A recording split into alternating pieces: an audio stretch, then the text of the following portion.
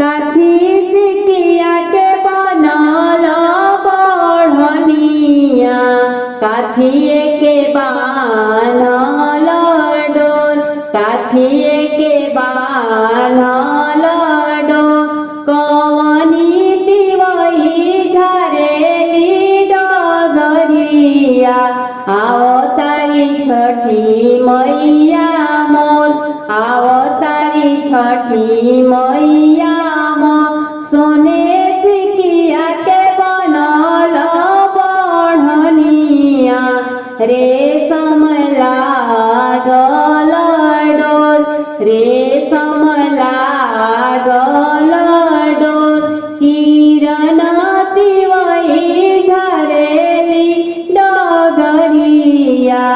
आवतारी छठी मैया